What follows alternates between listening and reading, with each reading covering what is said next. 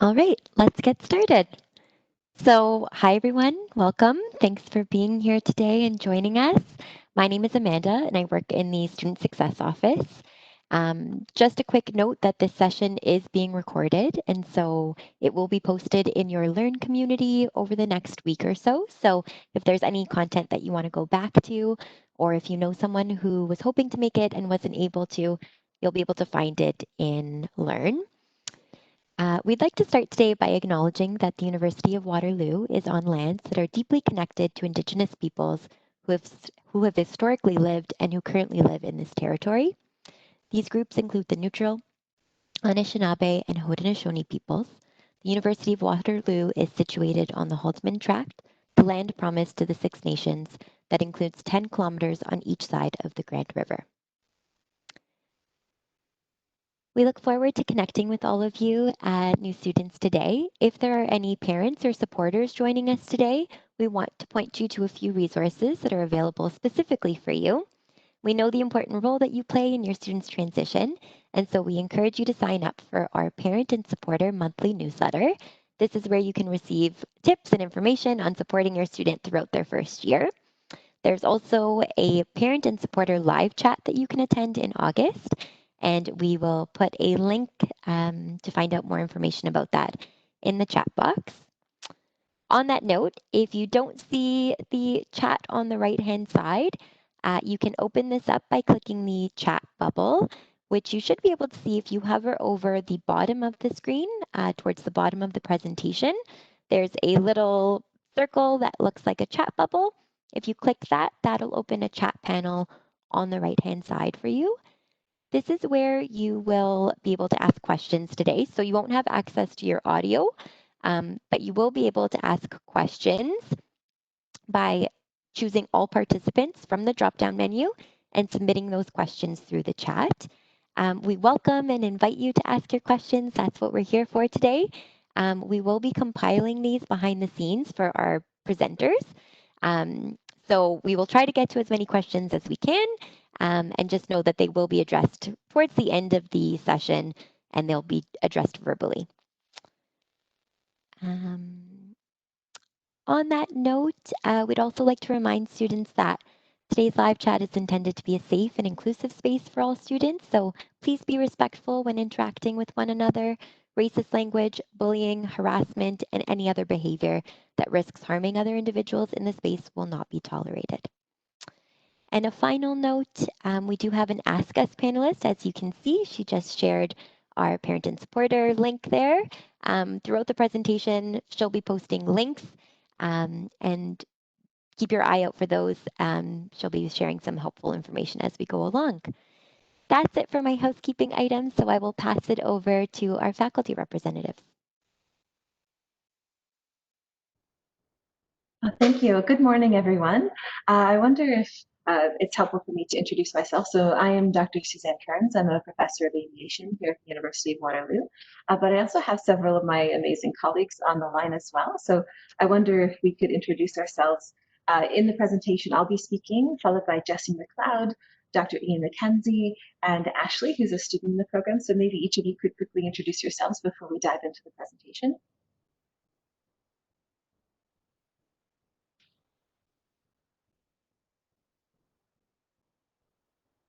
Can't hear you, Ian.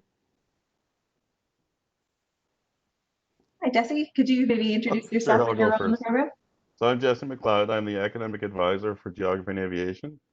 That means that I help you as you progress through your degree so that you understand your degree requirements, or if you have any questions about anything, or we'll get into it later, but on to Ian.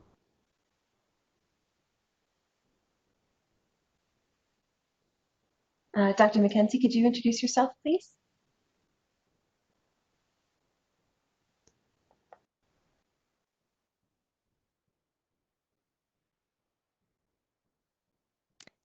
Dr. McKenzie, we're having trouble hearing you. Do you want to try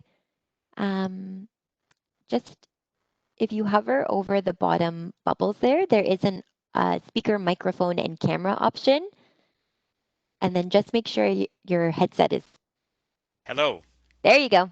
Sorry, I had my headset on mute, like I sometimes do. Good morning.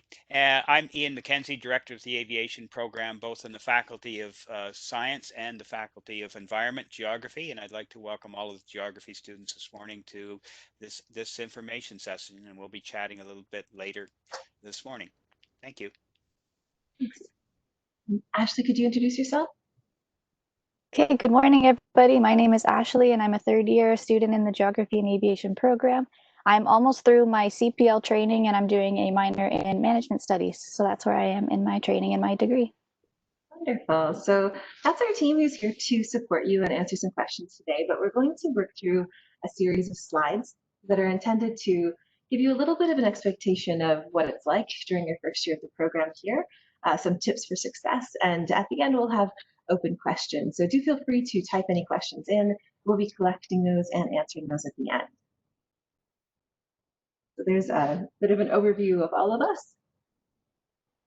So some of the main questions we will answer today are exploring some of the main differences between high school and university. Not only will you be taught differently, but the expectations for you as a student will be different as well.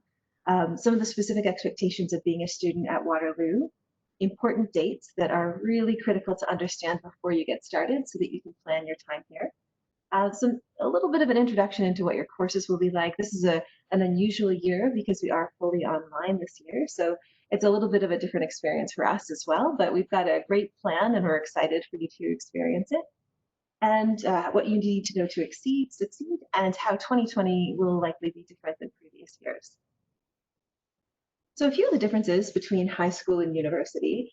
So you might have found in your high school experience that you can show up for class and all of the reading and preparation, a lot of that you'll be given time to do in class. You might find that teachers are teaching things in class for the first time. So again, there's not a lot of preparation required. Homework is sometimes assigned to do outside of the classroom, but not a lot of independent work was required. So these are sort of some general ideas of what high school might have been like, but we really want to prepare you for what the university experience will be like. When you arrive to a lecture in university, it's expected that you'll be prepared for that lecture. Because we're fully online this year, what that means usually is that you will be expected to do your readings before the next week. So you're sort of staying 1 week ahead of the lecture material. The reason why this is important is because the professor is not going to cover every piece of information in class. They're going to give you sort of a high level overview, give you some examples, some synthesis, maybe case studies, or help you make connections in the material. But it's not going to make as much sense unless you've done that reading in advance beforehand. It's important that you have a system for studying and reviewing outside of the classroom. So in university, they'll often say that for every hour in class, you're expected to do several hours of work outside of class as well. And there is a strong emphasis on working in groups. So everyone in aviation will be taking Avia 100 with me in September, and there is some group elements that are built into that course. That's deliberate, not only because working in a group is sort of a critical aspect of everything you'll be doing in your future, but also because our aviation community is a really special and important part of our program. We want you to get to know each other. We want you to work together collaboratively and join the Aviation Society and be a part of the community. So it's a really big part of the experience. When we're online and spread it all over the world, it's a little bit more challenging to foster. So having some group assignments in that course is the way that we create that. So overall, 80% of learning in class is done in a high school setting is done in the classroom itself, where in a university, the classroom is really only 20% of the learning in the class, and we expect about 80% of it to be independent work that you do on your own. So for fall 2020, of course, all of the learning will be online. No geog courses have any synchronous sessions. So just to help you understand, synchronous is sort of like what we're doing now if you're on the call live, where the instructor and the teacher are online at the same time and are connected to each other live. Asynchronous would be when an instructor prepares something in advance and puts it online, and the students can access it at any time that's convenient. So for the most part, geography courses will not be synchronous, meaning that you can control when you access material. This is also deliberate because we want to make sure that if you're on an opposite time zone, we're not forcing you to wake up at 2 in the morning in order to participate in class. Things will be on our learning management system, which is called Learn. You can Google that if you want to find it. But I will say that Avia 100 this year We do have synchronous elements in the tutorial sessions. So the lectures will be fully asynchronous. You can complete them whenever you want. The tutorials, you're encouraged to join it synchronously if you can, because that group work is a really important part.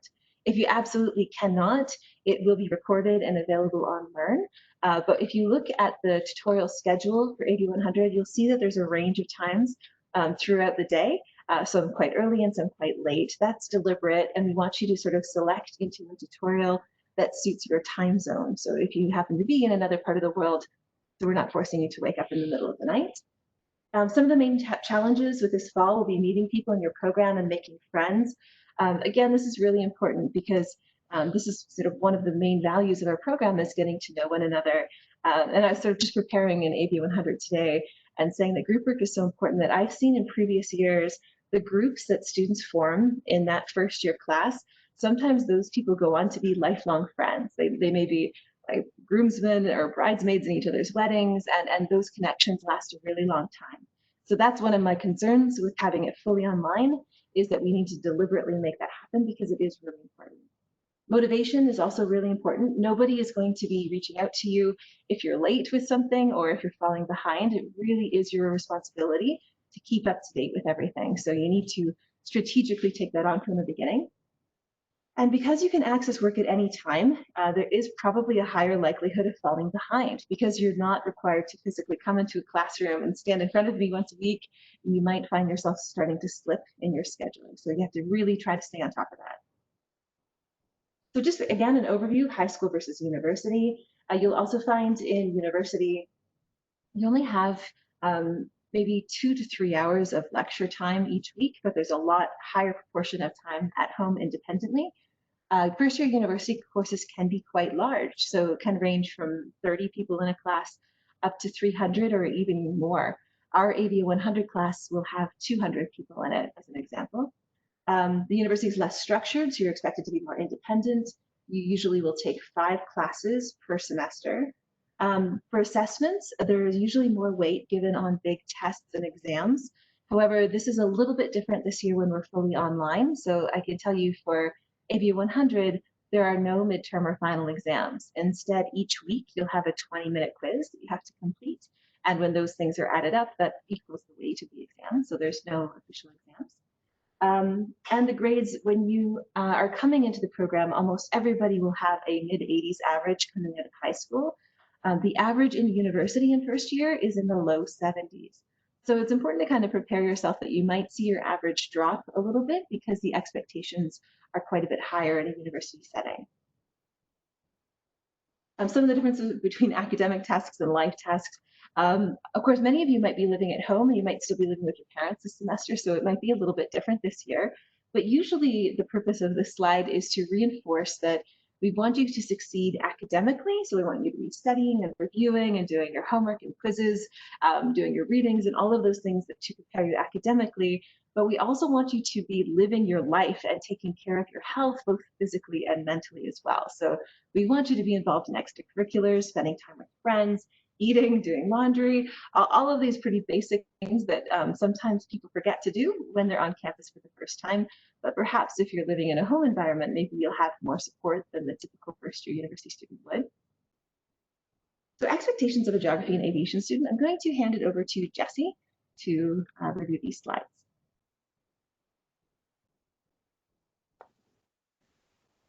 Just needed to move the slide ahead. Yeah, you could.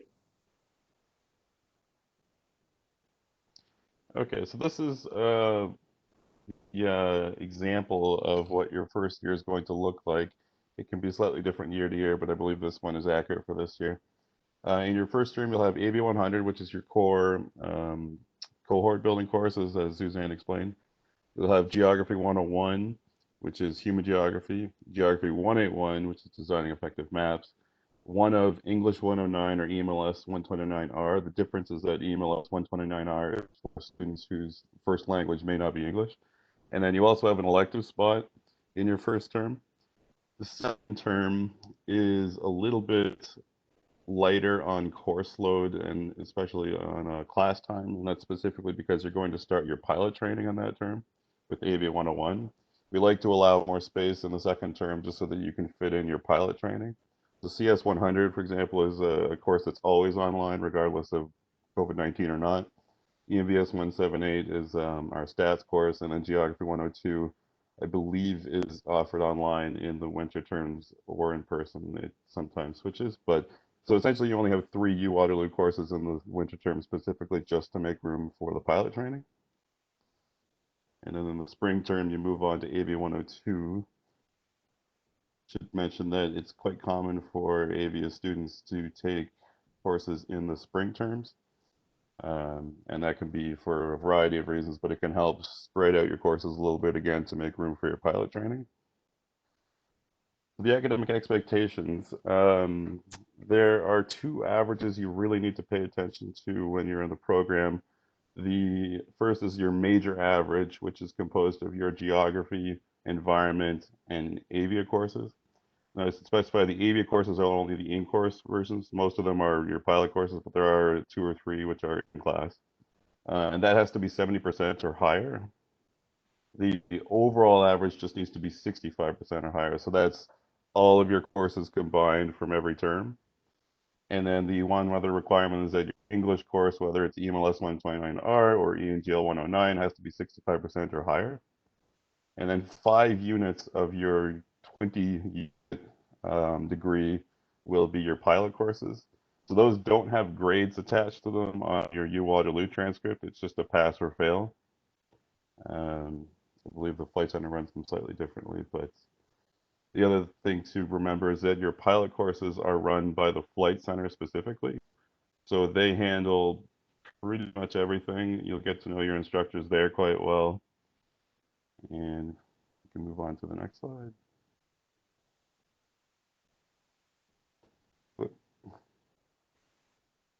Right, so important dates and course information. I'd say I'm going to put a link into the chat, which I feel everybody would benefit from bookmarking. It's the Quest Important Dates calendar, and it can be modified by month. It just lays out every single important date that you're going to need to know, such as refunds for tuition if you drop a course, drop dates for academic penalties. Now, just to be clear here, so a WD means voluntary withdrawal, no effect on your averages. And that's greatly preferable to a WF, which means withdrawal or failed. So you have until November 23rd in the fall term to drop a course. If you're thinking of dropping a course, it's best to talk to me first just to understand what the implications may be, or if if you're struggling and there may be some kind of strategy we can come up with for you to succeed in the course. It's sometimes something we can salvage, I guess. But if you're going to drop a course, just let me know and we can talk about it.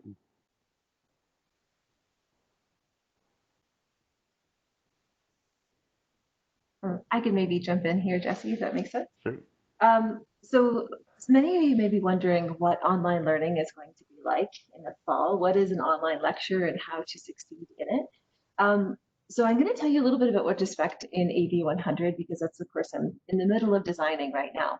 So I have a lot of experience building interactive e-learning. So instead of a lecture, each week you'll have an online learning course to complete. It maybe would take you an hour to an hour and a half to do that. You will have been expected to read the chapter of the textbook in advance. So you read the chapter of the textbook, you complete the online lecture, and embedded in the lecture, there's a lot of sort of interactive quizzes and activities. So it's not just sort of sitting and listening, it is fairly interactive. And then each week, sometime within those 7 days of that week, you'll also have to complete a 20-question quiz. That quiz is directly related to the chapter content. It's open book, so theoretically you could have your textbook open, you could use other resources, but the 20-question quiz has to be completed in 20 minutes, so you want to make use of your time as best you can. So generally, I would encourage you to prepare to do the reading, complete the lecture, be pretty comfortable that you understand the material. There's actually a practice quiz in the lecture that's just for practice purposes and is not graded. And then when you're comfortable, take on that graded quiz. When you complete that quiz, it is automatically fed the grade into your gradebook, so that grade becomes finalized. And that's how our grade will accumulate each week, we will also have a 1-hour tutorial. This will be scheduled and learned, so you'll see the time when you're expected to be online. There's no grade for being online, so if you can't join in synchronously, if you can only watch the video later, that's fine. There's no grade for that specifically, but the tutorial will be used to discuss case studies. So each week we have a lecture, and then we'll be talking about an aviation accident that is linked to that topic area. So many of you might have been familiar with Mayday episodes or air crash investigations. These are documentaries that outline the course of what happened in a particular accident. Very often that's one of the things I'll ask you to do as an optional piece of homework for preparation. But in the tutorial, we will have TAs who are senior aviation students, and they will be guiding you through thinking about the tutorial. They'll be asking questions, and you will have time to get together with your group online, both to get to know them and also to collaboratively discuss. And then at the end of each tutorial, you'll have to go online and answer a short thinking question, which is only 2 to 3 questions. So that's sort of what you expect each week in AV 100. We're also trying to get some webinars, which will have live industry guests, and you'll be able to interact with them and have some questions and answers. That's in process. We're working on it right now. We'll also have professors will have virtual online office hours each week. So if you're having difficulty, if you need to chat about something, you'll be able to connect with your professor online, as well as your TA. So teaching assistants will also have office hours as well. It's really important that you have a space to work in that is secure. Like, for example, because the quizzes have a 20-minute time limit, you want to make sure that nobody is going to be coming in and asking you to go do the dishes or go do something during those 20 minutes. So you want to make sure you have a workspace, both with a reliable internet connection and be free from distractions. So as I mentioned, AV 100 has this mix of synchronous and asynchronous. As other examples, so English 109 has online sections with a maximum of 25 students, similar in size to our tutorials. So our AV 100 tutorials are limited to about 30 students as well. Geog 101 has no synchronous tutorials or labs, but teaching assistants will be available to help if you run into difficulties. And Geog 181 has online synchronous labs and lectures with TA support. So you will find variability between different classes and how everyone is adapting to this fully online environment. What to expect your very first day of class. Generally, the very first week, what you will see is your professor will be sharing the syllabus with you. The syllabus is really important. You can kind of think of it as a contract between the professor and the students. We're not allowed to make changes to the syllabus after the course is started. The syllabus will have all the details about your professors, your teaching assistants, how to contact them, their office hours. If there's a required book for the class, you'll see it in the syllabus as well. And it'll tell you some details of all of the items that will be graded in your course and what their weights are towards your overall grade. So the syllabus is a really important part, and usually in the first few weeks of class, the answer to every question is read the syllabus. Because there's a lot of confusion, that's what should be your go-to spot to answer questions about specific courses. Syllabus have different structure, but you'll sort of see that this is a general overview of what to expect. It will be the course name, instructor, the outline, objectives, and as I mentioned, any readings, what to expect every week through the course. And there will be some institutionally required statements around issues like academic integrity, so no cheating, no plagiarizing, discipline, appeals. So if you think you were graded unfairly or something didn't go right the way, and you think it was unfair, you can actually appeal a grade if you need to, and notes for students with disabilities. So I'm going to hand it over to Ian with some tips for success. Thank you, Suzanne. So Ashley and I are going to chime in on some of these items and move as we move through here. And it's important for you to keep in touch with us and feel comfortable about what you're doing here. And just remember, there are things that you can always ask people for support. You can talk to your friends. Don't worry about some things and keep them bottled up. Talk to an upper year student, parents, professors, your advisors. These are key things that I think you should be aware of. We know it's a tough time for you, this transition between high school and university, and it's an unusual one, but we want you to know that there are people here to help you. So who can you help? Well, Jesse, you've already met. And he's key when it comes to your academics and your program questions. And so any things that you have that really are related to your program, planning your future terms, course loads, dropping and adding, and so on, some academic support, Jesse's the go-to person for that. Opportunities to chat with him or send him emails, which you will have access to. We encourage that. There are other places that you can get some support as well. Academics and life skills, the Student Success Office. Amanda's from that office herself, and there's opportunities for peer support and workshops that are available on time management, writing tests, test anxiety, different things like that that are there as workshops. And in fact, you will be getting some of those informations in Dr. Kearns' course as well in Avia 100, specifically related to that. Social contacts and so on. So there'll be some mentors this year for you from upper year students in the faculty environment. There will also be opportunities in Avia 100 to connect with some of the teaching assistants, which are aviation students and career-minded academics who are working on their aviation postgraduate degrees. There's also the University of Waterloo Student Association, where all of the Federation clubs are located. One in particular, and I'm going to have Ashley speak to this, the University of Waterloo Aviation Student Society, which is made up of both science students and geography students, and that's their link. Ashley, would you want to chime in on that, please?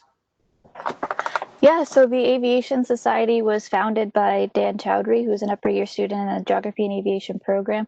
And basically, the goal of the Waterloo Aviation Student Society is to host events such as career days. We also have Chris Hadfield come once a year to host one of his lectures. We host one of his lectures.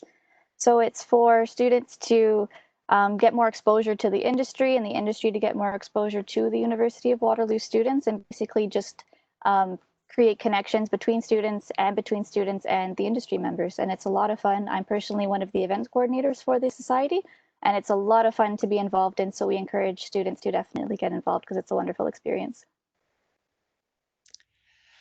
And the next item we'll talk about is wellness and health. So counseling services are available on online and opportunities to chat with them. Health services, athletics and recreation opportunities. And these are things that going forward when you are on campus, the opportunities for in the future, but certainly take the opportunity to look for some of these things. If you go to the university's homepage and Waterloo Ready, there are always opportunities for you to reach out and find some of these locations. So we want you to try and seek a balance here. Just because things are piling up, more work doesn't really make for better results. And creativity sometimes is paused a little bit if you take some breaks so you can get back that creativity. We want you to schedule time for fun. University is the greatest time of your life. Um, Mine was a few decades ago at university, but I still remember my first year, my 4 years as an undergraduate, actually here at the University of Waterloo, and I experienced a lot of great things and great memories. So schedule some time for fun. You've got friends that you can connect with. You're going to be surrounded ultimately by people all of your same age at the university when you get onto campus. So these are great opportunities for you. And make sure that you take time to enjoy and balance your school and life because they have to be in sync.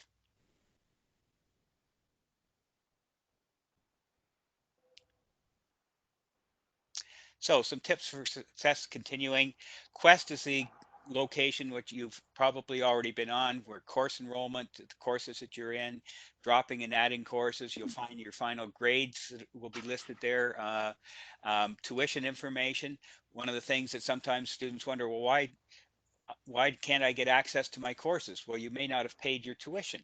The reason you might have done that is during the drop add period, you've added a course in September, and now you've have to add another tuition payment, perhaps for that additional course if you only signed up for 4 originally.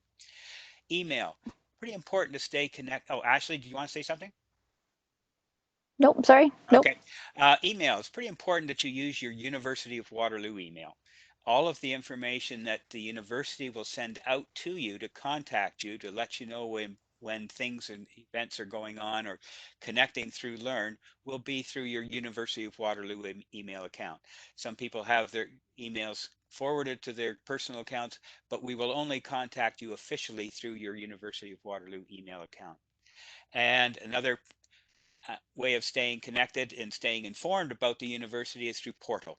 And some of you may have already explored that already as to see various things that can happen around campus, locations, and so on. So I encourage you to do that. And the big one is Learn. This is our major learning platform. Often professors will have other platforms with that to communicate with you, but that's our big platform for delivering content and tracking your information in your courses. So students who manage the transition kind of come to a balance between and staying connected with people and balance the work and leisure studies. Time management is probably the greatest thing that our aviation students say to me that I got through because I had time management. I could work on the schedules that I have. I know when to attend classes. I know when I have a flight. And these things are really important to balance these things because you can't be preparing a lab on a Thursday night when it's due Friday morning. So these are the things that you have to start to plan now. And so time management skills are terrific ways to be successful in this. Ian, could I chime in Yep. on that part? So the other thing that's, as Ian mentioned, is so critical is that you need to figure out how to balance your time. And this is something that follows aviation professionals throughout their entire career. So the skills that you start to build in university will actually help you in the future. So to reinforce that structure in AV 100, all of the assignments have to be within that certain week. So you have specific objectives you have to do in every week. And if you miss a week, then you're not able to go back and make them up. And when I teach the course live, it's similar that we will have weekly quizzes. We have to do that week. The reality is we want to reinforce that sense of professionalism, that sense of duty, and that sense of responsibility where you're mapping out your time and you're figuring it out. And the reason why we're doing it is because we know that strategically, these are the skill sets that are going to help you be successful in the long run. And these are the skill sets that you need to do your job as well. So sometimes people get a little frustrated with that at the beginning, but it is intentional and it really is in your best interest to follow that structure and to work on building the skills. Ashley, do you want to comment on that as well? Yes, I definitely like to reinforce the importance of time management.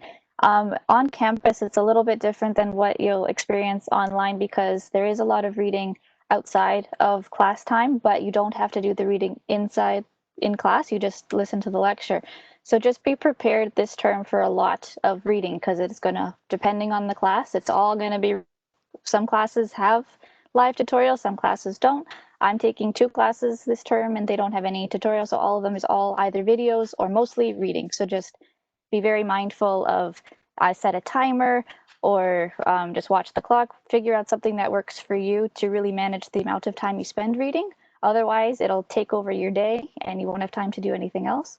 So just be really mindful of that this term online specifically because there will be a lot of reading for you. And then when you start flying, next term you will, or sorry, in the winter term, you'll definitely need to watch that even more so because you have to plan your flights beforehand so you don't just show up and fly. You need to dedicate some time beforehand to plan for your flights. So if you have course loads that are all online, you have lots of reading to do, just be mindful that you have your time planned so you can plan for your flights as well come the winter term.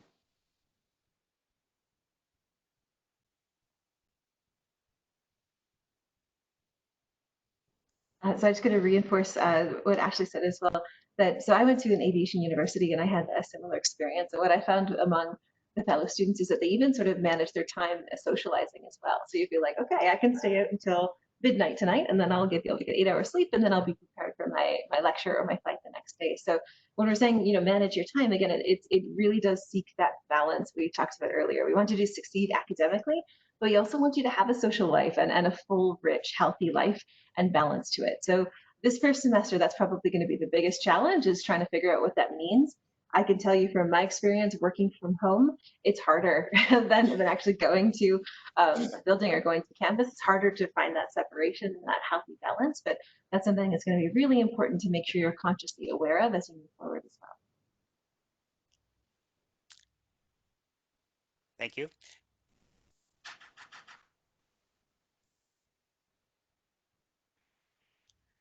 So you can start to break some of these tasks down, as Ashley said, in small manageable chunks. Manage your time. It decreases procrastination, increases motivation.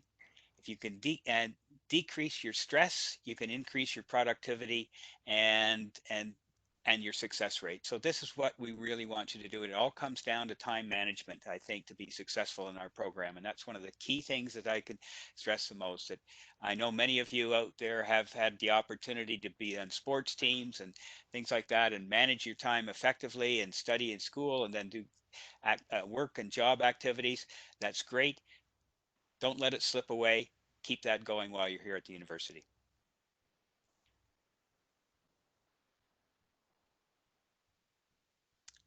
We'll turn it over to you, Suzanne. So we're going to shift gears a little bit. So I'm going to stop sharing the slides and we're going to just open it up for Q&A. So anything that comes to mind, if you have questions that you want answered, please do enter them into that chat function, and the other panelists and I will try our very best to answer those questions for you.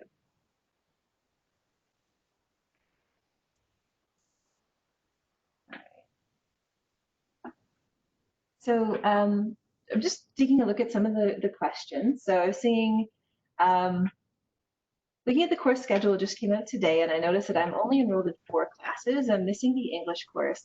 I just sent Jesse an email on this, but I'm wondering if this has happened due to the course being full or if it will be offered again next term. Jesse, could you speak to that? Sure, yeah. I just got your email, Krishni.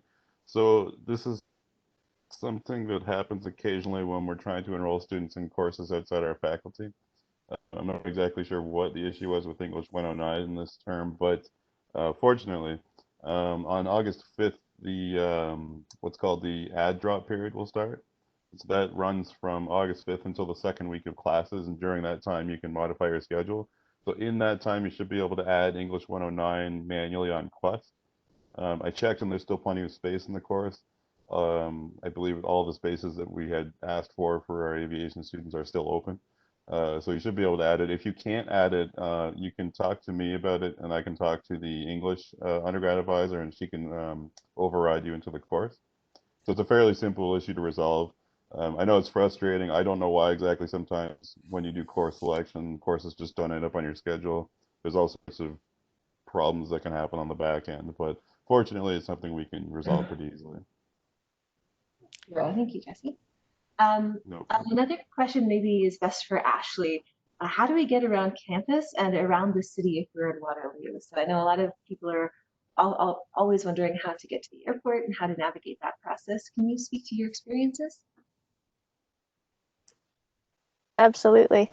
So you kind of broke up a little bit. So I got the how to get around campus, how to get to the airport, and then transportation around the city of Waterloo. Is that correct? Mm-hmm. Okay. The airport. In first year, the biggest kind of surprise that first year students get in our program is you actually really need a car. It's definitely doable without a car for as long as you need to kind of save up the money for a vehicle. It's definitely doable because you can meet new students, you can carpool to the airport. But if everybody is online, then it would be a little bit more tricky. So if you're in Canada and you're flying, then getting a vehicle as soon as possible definitely help you in the long run, and it'll save time trying to carpool getting to the airport. It just makes your life a little bit easier. And then for getting around campus, that's I love it because there's a road and it's called Ring Road and it goes all the way around the campus. So the campus itself is very enclosed. So you don't have to cross busy roads to get to different buildings like you do in other university campuses. So it's quite easy to get around campus. But as usual, like everybody's going to get lost. The first week I carried a map with me literally for my first week of classes, just looking at because it is confusing the first couple days, but eventually it just becomes like your second home because you know where everything is and it's a very homey campus. Around campus becomes very easy very quickly. And then getting around the city, we got very lucky because in addition to the typical public transit buses that go, we have the Ion train that recently finished beta testing. So that is super handy to get around the city. It's a very walking friendly city. So you can walk, you can bike, drive if you have a car, take the public transit or take the Ion train. And those are all very easy ways to get around the city and to get into Kitchener and things like that. Thank you, Ashley. So I have a question. And that's all. What is the plan for residents in the winter? I don't know, Jesse or Ian, if you have any specific details about plans for residents, whether that will be open in the fall or winter and how that process works. Yeah, I'm not 100% clear, although I have tried to keep up with it. They've changed the rules a few times. I believe it is possible to stay home in the fall and then do residence in the winter. The one catch is that resident services says they can't guarantee you a spot in the winter term. The only way they could do that is if you sign up for residence in the fall.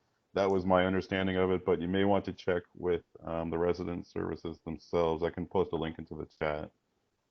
I also think, Jesse, that there will be some residences open for those students who are looking for accommodation at University Place and Claudette Miller Hall off of Seagram Drive, between Seagram Drive and University. The Rev residences and Village One are closed this term, but they will be open next term for accommodation. And usually the university is designed and built to take the first year load of students in accommodation. So follow up with the housing office. There are some links to that, and it's been posted. So Jesse, we can make sure that they stay in touch with the housing office for accommodations. Good question. Thank you both. So I have a question. Can we get some details about what the method of instruction will be, online or in person? So Ian or Jesse, is there a way you could recommend students as they're choosing their courses is there any insights they could gain as far as whether it will be synchronous or asynchronous for the fall? For the fall term, most of the courses will be asynchronous in geography, except for the tutorial components with Dr. Kearns, which is one way of actually you connecting and growing a cohort in aviation, because in that class will be aviation students from geography, aviation students from science, and also our new degree program, an aviation specialization, which is non-flight, for those people that wanted to take that degree opportunity in geography and environmental management. So the in-class sessions will not start at this point until January, as best we know on that. Great, thank you. So how often do we need to review our notes from class? So I guess this is probably the magic question, and I know it does vary a lot between classes, but Ashley, can you speak to your experience as far as being a student in classes, and what process do you use to study? Do you have a rule of thumb about how much studying, how much review is required to succeed?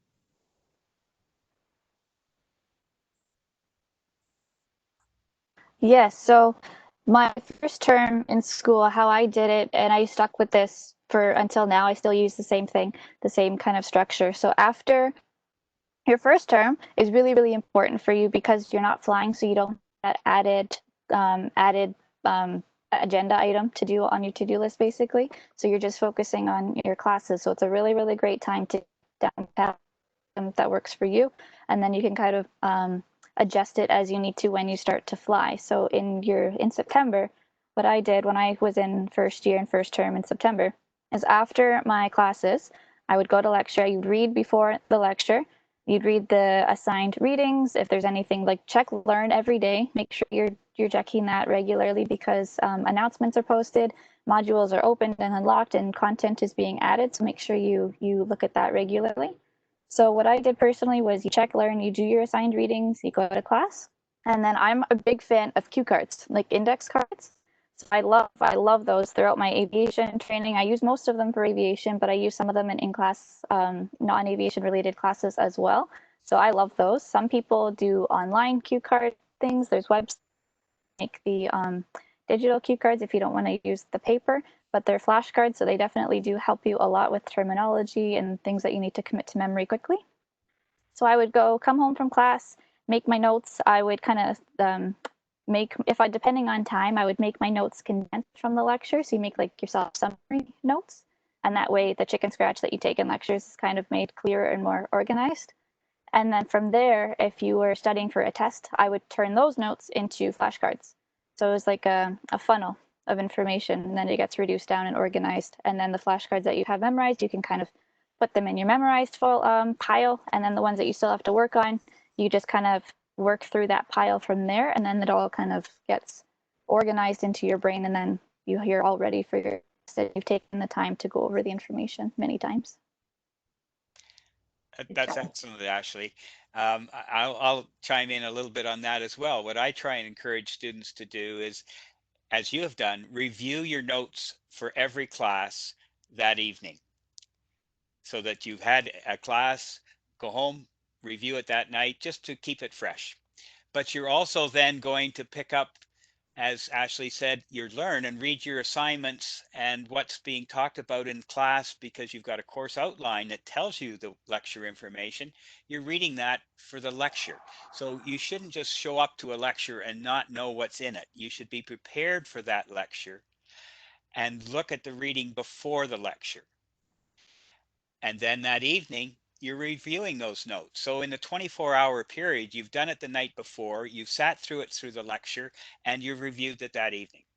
And what I encourage to do for students on a regular basis is review your notes for the whole week. At the end of the week, over the weekend, it's Friday, Saturday, or Sunday, before you start the next week. And if you do that every week, by the time midterms roll around, and they creep up fast at university, before the Thanksgiving week or just after the Thanksgiving week, you'll have midterms. And by the time the end of November rolls around, the beginning of December, you're going to be writing exams or tests in a normal year. So we've changed that format for this fall term, but going forward to future terms, you should be aware that things happen very quickly at the university on terms. They seem to go by very, very fast.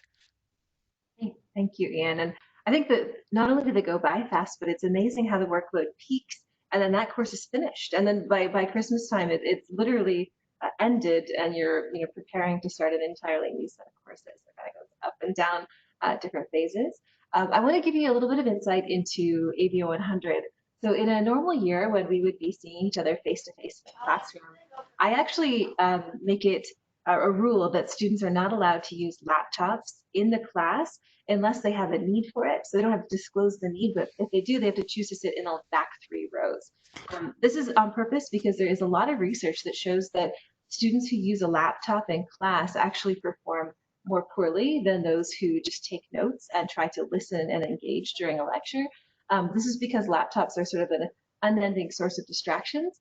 And I can share with you a story I've shared with Dr. McKenzie, that one time we had astronaut Chris Hadfield come to campus, and he was giving a lecture. He also gives a lecture to a science class.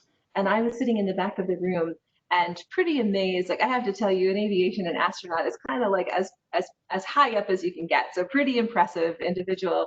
And I was really excited to hear him talk. And I found that this young woman who was sitting in front of me, one row in front of me, who had her laptop open, she had it open, and during the entire lecture, she was flipping back and forth between shopping for makeup and watching Netflix, but flipping back and forth between those 2 items. And I was just shocked and appalled. But not only was it, of course, negatively impacting her learning, but it was negatively impacting my experience being behind her as well. So you will find in some classrooms, when we're allowed to get together again, there will be sometimes professors have their own rules for things like technologies and what you're allowed to do in the classroom. So in my class, it would be you're not allowed to use laptops unless you're sitting in the back of the room for that purpose, so you're not distracting others. But I think the important message is you really do have to understand that each professor really does set a lot of the rules and expectations for their class, but it's always included, outlined in the syllabus. So that very first week of class, when you get your syllabi, you should be taking it out and actually mapping out a calendar for yourself with all the major assignments and the readings. And so every week you should know exactly what you're doing for that week. Never just show up for a lecture and expect it to be done for you. So we have one final question. I think Ashley wanted to chime in Oh, there. sure. Ashley, did you have a comment on that? No? Okay.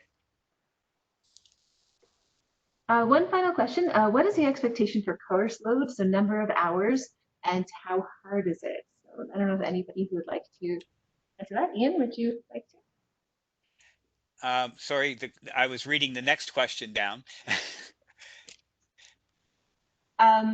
What's the expectation for course load? So number of Yeah. hours Yeah. and how hard is it?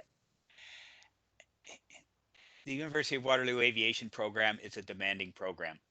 It is essentially a double major. You're doing your university degree, plus you're doing a professional accreditation, a pilot. So it is, time management's important. It is a demanding program. I'll let Ashley speak briefly on this one as well. But to be successful, you have to be motivated to do the work. I think we've already talked about the amount of in-time class that you have to have, out of time class that you have to have, and also preparing for your flights. And I'm going to ask Ashley to comment on that, because I know she's preparing for her 300 nautical mile trip very soon. Ashley? Ashley, Yes, do you want to so comment? the amount of time that so for university, yeah. So like Ian said, or Dr. McKenzie said, it's a split between academics and flying. And a big piece of advice, and Dr. Kearns mentioned this earlier, is sleep. So you say, okay, I can only stay out till this late, and then I can get my sleep, and then I can fly the next day. It's not like typical university students stories that you hear about where they can stay up all night and do their assignments quickly in the middle of the night and then still be able to function the next day. In our program, that's not an option because you are scheduled to fly quite frequently. And sleep loss, as we're taught, you'll be taught later on, is cumulative. So if you miss 4 hours of sleep one and then 2 hours of sleep the next day, that accumulates to 6 hours of sleep lost, and you're not going to be able to function, and you're certainly not going to be able to fly. So if you don't manage your time, you're going to be able to, or you're going to fall behind in your flying, and you definitely don't want to do that because you're not sleeping properly. That's a pretty lame excuse, and it won't go over very well. So you really want to make sure that you're sleeping properly, you're managing your time ahead.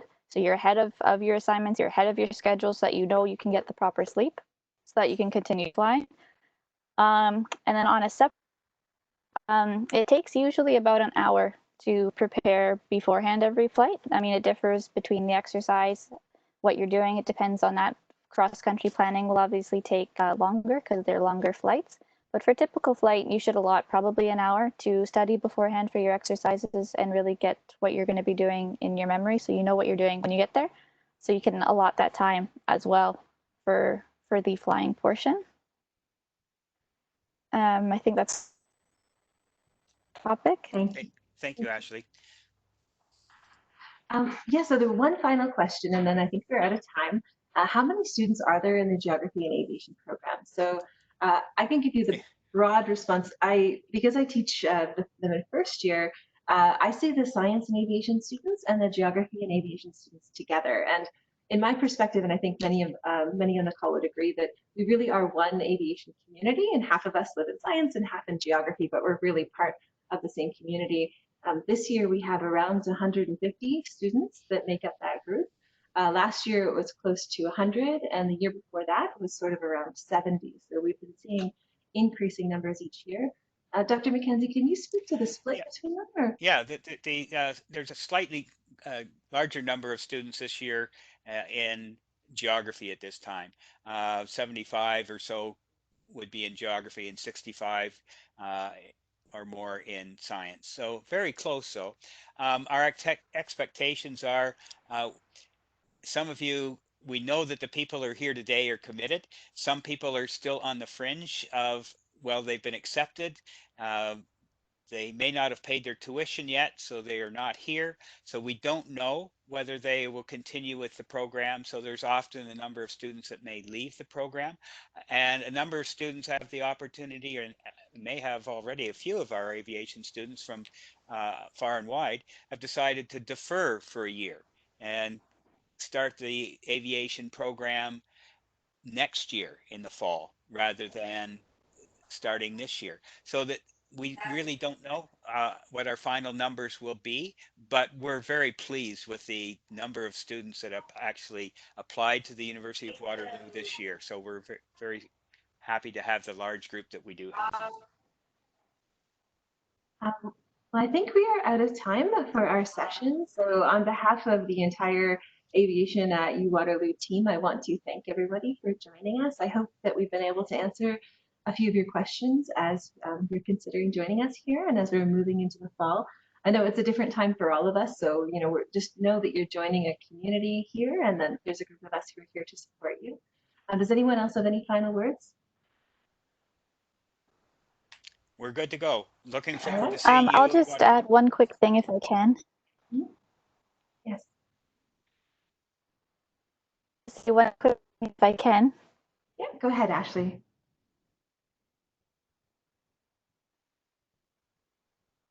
Am I cutting out? No, you're go Okay. ahead, Ashley. So just everybody that's still okay. Everybody that's still left, there is the University UAviation. So it's www.uav.com, link further up in the chat. Check out the resources tab. There's a lot of great things on that website, so check out the website, but specifically the resources tab come the winter term when you start flying for you come your aviation training. Yep. Great tip. Thank you all. Well, have a great week in the months ahead, and we look forward to seeing you in September. Thank you, everyone. Bye.